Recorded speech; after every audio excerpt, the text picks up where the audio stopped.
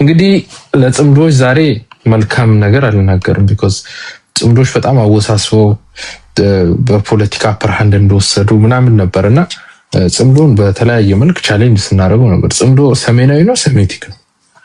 ሰሜናዊ ከሆነ የሸዋ አማራን አይጨምርም። ሰው የሸዋ አማራ ቃህን ይዞ ወደ ቤት ትሄዳለ ማለት ነው። ሴሜቲክ ነው ከተባለ አማራ ክልል ያሉ የአገው ምናምን ህዝቦች ወይም የአገው ፖለቲከኞች ከዚህ ውስጥ መውጣት አለባቸው ማለት ነው። አሁን በኢሳያስ አፈወርቂን በዚሁ ላጨበጭብለት እፈልጋለሁ። በቃ ደጋይ ስማርት በምስራቅ አፍሪካ ፖለቲካ ውስጥ ቶፕ ነው። ሂዝ ቶፕ ቲር ፖለቲሽን ኖት አብይ ኖት መለስ ዜናዊ ማንም አይደለም። ሂዝ ቶፕ ቲር። ይሄ ሁሉም ሰው ቆሞ ማመስገን ማለት ማጨብጨብ አለበት። በቃ ይችላል። ሉክ የኢትዮጵያ ኃይል በአሰብ ምክንያት አሰብ እያለ ወደ ኤሪትሪያ ሊሄድ እንደሆነ ሲያቅ ዘበኛ ፈለገ። ስለዚህ ምን አለ? ዘበኛ ፈልጎ የሰራው ፖለቲካ በጣም ከባድ ነው። ምን አለ? ጽምዶ አለ። ጽምዶ ምንድነው ሲሉት የኢትዮጵያ ውስጥ የሲቪላይዜሽን ልዩነት አለ። የሴሜቲክ፣ የኩሸቲክ፣ የሰሜናዊ፣ የደቡባዊ ብሎ ከፈለው። ኦኬ ይሄን ከፍሎት ይሄንን ሸጦ በዚህ በጣም ህዝብ ጠል ነው። በዚህ ይሄ ፖለቲካ ለማን ሸጠላቸው? ለቲፒኤልኤፎችና ለአፋብ ነው ሸጠላቸው። ኢማጂን ጋይስ የሴሜቲክ ፖለቲካ ከሆነ ኢትዮጵያ ለሁለት ተከፈለች ማለት ነው። ሴሜቲኩና ኩሸቲኩ ለሁለት ይከፈላል። በዚህ የኦሮሞን ኃይል መምታት ፈልጎ ነው ኩሸቲክ ያለው። ግን ኢትዮጵያ ውስጥ ኦሮሞ ብቻ አይደለም ኩሸቲክ፣ ሌሎችም ኩሸቲኮች ህዝቦች አሉ። ስለዚህ ለኦሮሞ እንዲያውም የተጨማሪ ኃይል ነው የሰጠው። ጎበዝ ፖለቲከኛ ጠላት ያለውን ይከፋፍላል፣ ያዳክማል፣ በጋራ እንዳይቆም ያደርጋል። አንድ ጎበዝ ፖለቲከኛ ካልኩሌሽን ነው እሱ። ግን ኢቭን ይሄኛው በሰሜን በኩል ያላቸውን የአማራ የትግራይን ህዝብ ራሱ እንዲጠቁ ተጨማሪ ጠላት ቢልድ እያደረገላቸው ሰውየው ምንድነው ኢትዮጵያን እንደ አንድ የኬሚስትሪ ላቦራቶሪ ቴስት ቲዩብ አሲድና ቤዝ ጨምሮ ወይም አሲድና አሲድ ጨምሮ ኤክስፐሪመንት ነበር ሊያደርግ የፈለገው። which is ኢትዮጵያ ውስጥ ለሁለት ይከፈላል ጦርነቱ። ለምሳሌ እስካሁን የምንዋጋው ህወሓት ፋኖ ምናምን እያለን ሞር ድርጅት ቅርጽ ያለው ሞር እሳቤ ቅርጽ ያለው ውጊያችን በብሔር እየተዋጋን አይደለም። ብዙ ሰው በብሔር ያስባል። ያ ፖለቲካ ረዳዱ ዝቅ ሲል የሚመጣ ነው። በብሔር ትጠቃለህ እንጂ በብሔር አታጠቃም። የሆነ ብሔር ታርጌት አድርጎ አታጠቃም። እንዲህ የነባሩ የህወሓትና የኦነግ የኦሮሞ ብሔርተኛ ኃይሎች የዚህ አካል ቢሆኑ ማለት ነው። ሰውየው ጨዋታውን ወደ ምን ቀየረው? በግለሰብ ደረጃ ኢትዮጵያ ውስጥ ማን ኩሾ ማን ሲሚሆን ገና ሰው እዚህ አንደርስታንዲንግ አልደረሰም። ራሱን በዚህም ገልጾ አያውቅም፣ አይረዳውም። ወደ ጦርነት ስገባ ራሱ ማን እንደሚገል አታውቅም። ወይስ ኩሽ ወይስ ሴም? እንግዲህ በቋንቋ ከተከፋፈለ የኩሽ ቋንቋ ተናጋሪዎች ከማጋ ከሴም ቋንቋ ተናጋሪዎች ጋር ይዋጋሉ ማለት ነው።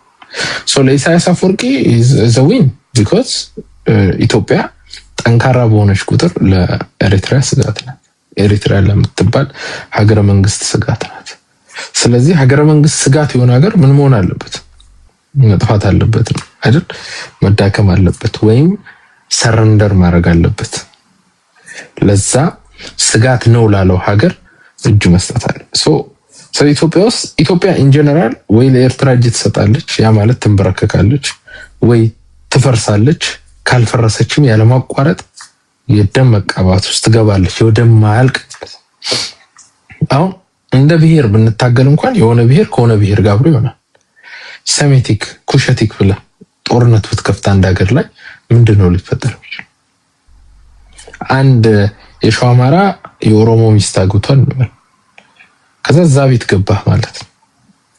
ኦኬ ልጆቹ አድደይ ኩሸቲክ ኦር ሴሜቲክ ማን ናቸው?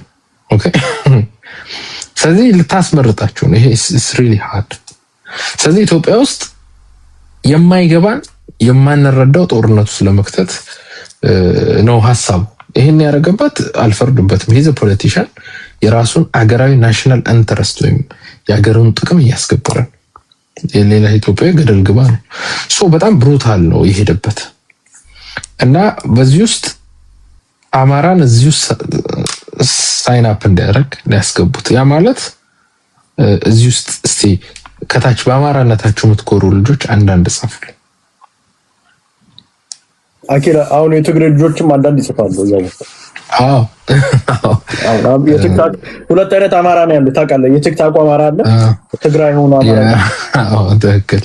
አሁን ሐራን የመጀመሪያ የጻፈው ሐራ ነው። ሐራ ከደብረ ጽዮን ጋር አብረህ ትሰለፋለህ ማለት ነው። ምክንያቱም ጉዳዩ በዛ መልክ ነው የወጣው። ደብረ ጽዮን ገዳይ ነው። ዘመድ አዝማዶችን አፈናቅሏል፣ ገሏል። ሐራና ደብረ ጽዮን አንድ ላይ ሆነው ተቃቅፈው ቆይ ቅድስት ግርማማ አማራ አይደለሽ አንቺ የቲክታክ ነሽ፣ የብልጽግና አማራ ነሽ አንቺ። ሊያውም የብአዴን አማራም አይደለሽም። ብአዴን ከበለጸገ በኋላ ነው እናንተን አይደለም። ሰው በትግራይም በኩል ሰው ምንድነው ይባላል ማለት አብሮ ማይሰለፈው በግድ ይሰለፋል። ሊተራሊ ሪስትራክቸር ነው የሚሆነው። ሰውየው መናቅም እንትንም ምንድነው ማንኳሰስ አትችልም። ኢሳያስ አፈወርቂ ጂኒየስ በቃ እኔ አጨብጭቤለታለሁ። ኦኬ ቢኮዝ የሰጠ ከዚህ በፊት አማራ ጠላት ነው ብሎ የኢትዮጵያ ሕዝብ በሙሉ አማራ ላይ እንዲዘምት አድርጎ ያው እኛ መተን እየገረፍነው ነው ሁሉንም። አሁን ደግሞ አዲስ ሰጠን ማለት ሰውየው ከ50 ዓመት በኋላ አሁን ደግሞ ምን አለ? አሁን ኢትዮጵያኖች በብሔር ሳይሆን የምትጋደሉት እሱን ኦልሬዲ ሰጥቻችኋለሁ። ጅላጅሎች በብሔር አማራን ተሰብስባችሁ እየገደላችሁ ነው። አገር ያቆመላችሁን በሶማሌ በኩል ሲያድ ባሬ ሲመጣ ኦሮሞን ፕሮቴክት ያደረገውን አማራ ምናምን እየጨፈጨፋችሁ ነው። ኢትዮጵያ ጠንካራ የምትሆነው ጠንካራ አማራ ሲኖር ነው። ቢኮዝ በታሪካችንም አማሮች በደከሙ ሰዓት ኢትዮጵያ ደክማለች። በደርግ ጊዜ ደካማ አማራ ነበር፣ ኢትዮጵያ ደክማለች። አሁንም ድረስ ኢትዮጵያ ደክማለች። አማራ በታሪካችን በሙሉ ብናይ አማራ በደከመ ጊዜ ኢትዮጵያ ተዳክማለች። ይሄን ሻዕቢያ ጠንቅቆ ያውቃል። ኢሳያስ አፈወርቂ ኢዝ ቬሪ ስማርት ያውቃል። ታሪክ አንባቢ ሶ አማራን ካዳከምኩት ደካማ ኢትዮጵያ ይኖራል፣ እንደፈለኩኝ ራን አደርገዋለሁ ብሎ አማራ ምቱ ሲላቸው የብሔር ብሔረሰብ ድርጅቶች በሙሉ እየጠራ ኤርትራ ነው የሚያደራጃቸው፣ ሶማሊያ ወስዶ ነው የሚያደራጃቸው። ከዛ በኋላ መተው አማራን ይደበድባሉ። እግራቸውን እየቆረጡ ነው። what ነው። ከዛን አማራ ስለተዳከመ አሰብን ሙልጭ አድርጎ ወሰደ፣ ምጽዋን ምናምን ወሰደ። እንግዲህ አሰብን ብቻ እንያዝና ምጽዋ እኛ ጅቡቲ ያለውን እንኳን ወደ ማስመለስ እንችላለን ማለት ቢያንስ የታሪክ ግንኙነት አለ። ጅቡቲ እኛ ሆነ ያውቃል ዛሬ ወደ ጉሌት አለውን አሰብ። ስለዚህ አሰብን ሲወስደው የኦሮሞ ፖለቲከኞች አማራ ከሚበላው የወሎ አማራ ከሚበላው ይሄዳሉ። የትግራይ ፖለቲከኞች አማራ ከሚጠቀም ይሄዳሉ።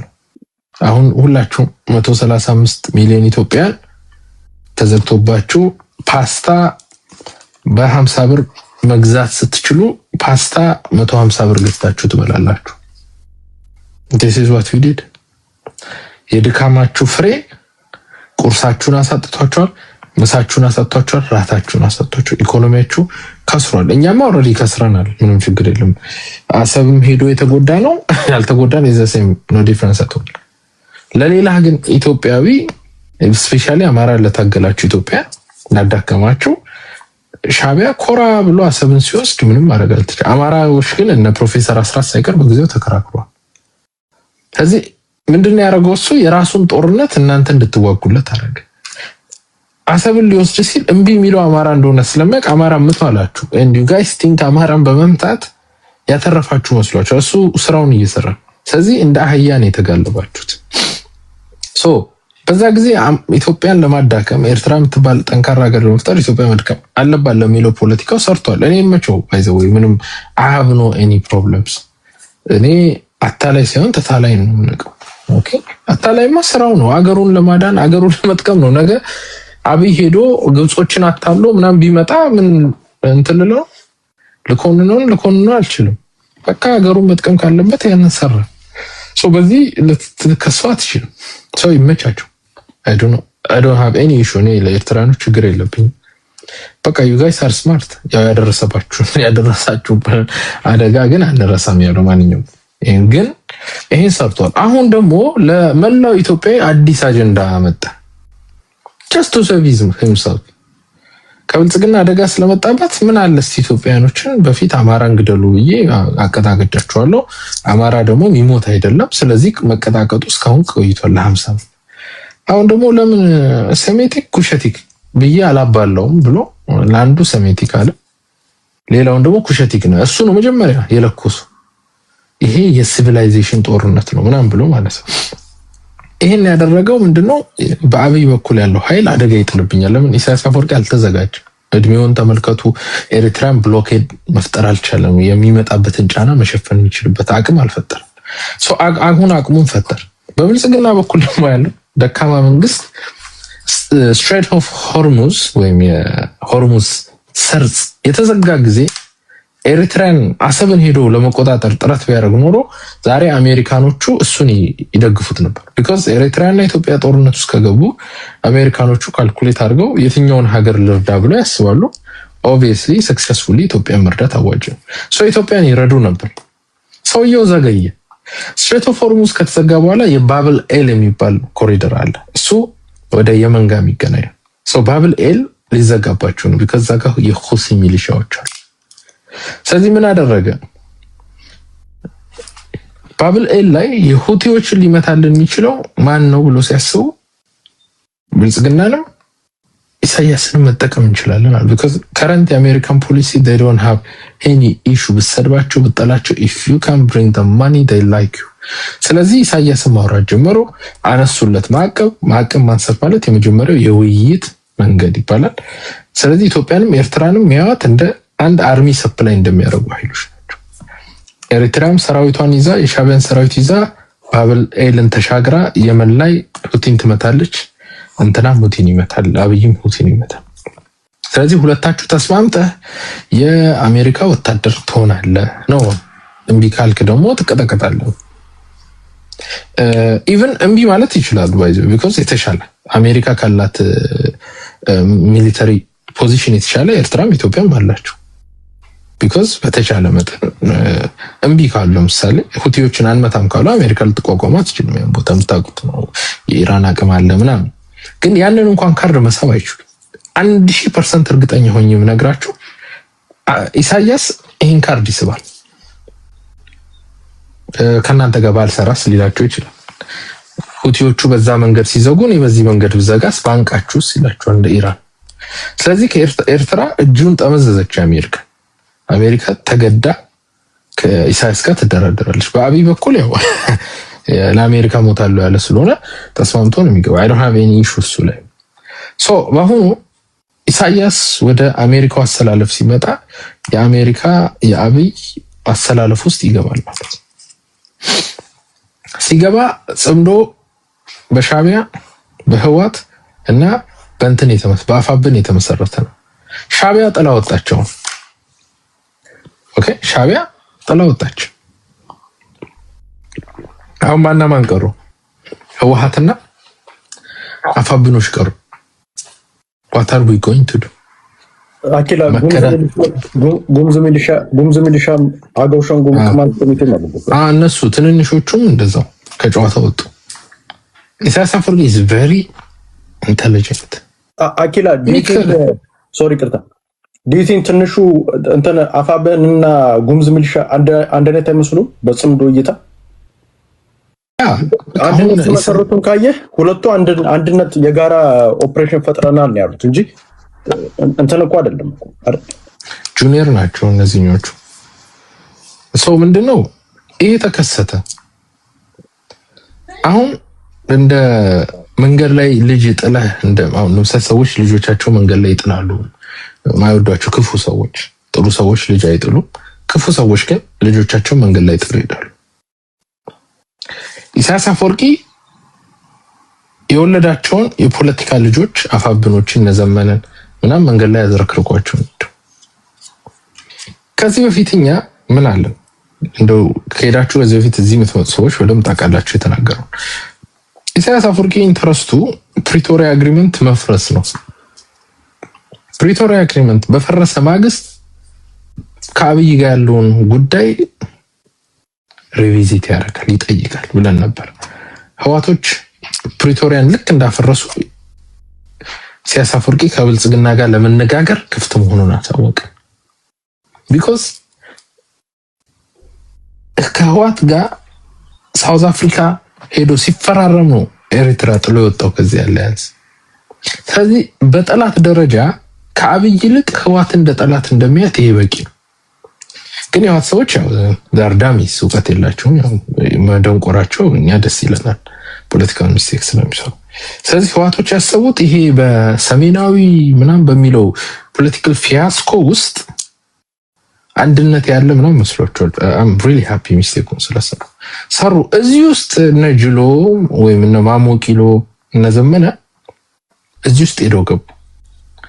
ዘመነ ራሱን ሰሞኑን አይታችኋል፣ ራሱን የወከለው ቢኮዝ እሱ ተናግሮ ማሳመን ስለማይችል ወይ አላቅም ወይ ፖለቲካ ስለማይችል የዘመነ ተወካይ ሆኖ የመጣ አንድ ሰው አለ። እስቲ ንገሩኝ።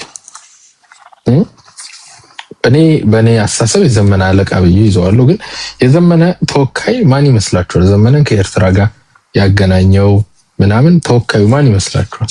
ባይዘው አፋብን መስረታ ላይ ሁላ ዋና ተዋናይ ሆኖ እንደተገኘ ራሱ ከጀርባ መሳይ መኮንን ተናግሯል። አንዳርጋቸው ጽጌ ነው። አንዳርጋቸው ጽጌ ታንክ ዩ ሶ አንዳርጋቸው የዘመነ የድሮ አለቃ ዘመነ በታሰረ ጊዜ ዘመነ ብኖ በጠፋ ጊዜ ያኔ በሰኔ 15 ምናምን በሚሳደር ጊዜ በጠፋ ጊዜ እንትን የሚባል አካባቢ ከአንዳርጋቸው ጋር ተገናኝቶ ነው። ምን የሚባል መሰላችሁ? ይሄ ወንዶች የሴት ስራ እንጀራ የሚጋግሩ ምናምን አሉ አይደል? ታውቋቸዋላችሁ? የሆነች ማህበረሰብ አለ አማራ ክልል ውስጥ ወደ ባህር ዳር ምናምን አካባቢ ቅርብ ወይጦ ኖ ወይጦ ሳይሆን አንድ አለ። ምንድነው ስማቸው? እስቲ ነገር አውራምባ። አውራምባ ሄደው ተገናኝተው 3 ቀን ምናምን አንዳርጋቸው እዛ አካባቢ አድሮ ዙምራ ምናምን አውራምባ ሰምቲንግ እዛ ጋር ግንኙነት አድርገው ማለት ተነጋግረዋል። ሶ ነባር ግንኙነት ያላቸው ሰዎች ናቸው። እና ፋይናሊ ያለምንም ሀፍረት አንዳርጋቸው አማራን ወክሎ በሱዳን ተገኝቶን ንግግር አድርጓል። ይሄ ነገር አክሽፈነው ባይሆን ከሽፏል። በዚህ ከሽፏል። መቼም እዚህ ጽምዶ ብለ ከዚህ በኋላ ለቲፒኤልኤፍ ተደርበህ ዋጋለው ያለ ፋኖ አካል ካለ አማራው እጁን አንስቶ ይበልህ ነው የሚል ሶ አማራ መጨረሻ እንግዲህ የጠላ ነው አንዳርጋቸው ጽጌ ወክሎ ነው። አንዳርጋቸው የወከለን ምክንያቱ የዘመነ ሰው ስለሆነ አለ። ስለዚህ ዘመነ ከአንዳርጋቸው ጋር ከሰራ ወይ በአንዳርጋቸው ከተወከለ አሁን ፖለቲካውን ሂሳቡን ሰሩት። አንዳርጋቸው ብልጽግና እያለ ዘመነ ከብልጽግና ጋር ይሰራ ነበር። አሳምነው ጽጌ እንትናን ማን ነው ስሙን ይሄንን የትምህርት ሚኒስተሩ እሱን ዶክተር ሰምቲንግ እሱን ስላሳደደው ለዛ በቀለው ምናምን ነው ዱ ዘ ፖለቲክስ ሌላውን ትችላችኋል። በጣም ውስብስብ ነው። ስለዚህ ኦሬዲ እድል ተሰጥቶት እኛን ወክሎ ውይይት እያደረገ ወይም በእኛ ጣፈንታ ላይ ይሄ ተሳክቶ ቢሆን ኖሮ አማራ ጅል ሆኖ ቢሆን ኖሮ ኦኬ ሞኝ ሆኖ በጽምዶ ውስጥ አብረን እኛ ሰሜናዊ ምናን እያልን አብደን ቢሆን ኖሮ ጦርነት ቢነሳ ምንድነው የሚከሰተው? ዋናው የትኛውም የሚታገል ኃይል ዋና አላማው ምንድነው? ጦርነትን ከመሬቱ ማውጣት። ኦኬ የትኛውም ኃይል ህዝቡን የሚወድ ጦርነት በህዝብ መሬት ላይ አታደርግ። ጦርነት ከቤት ማራቅ አይደል? በእግር ኳስም ህግ ሆም አለ እንትን የምንድነው ከግማሽ ወደዚህ የራስ ሜዳ እና የተጋጣሚ ሜዳ አለ። ኳስም በተጋጣሚ ሜዳ የተጫወተ ስኮር ያደርጋል። ኳስም በራሱ ሜዳ የተጫወተ ሰው ጎል ይገባበታል።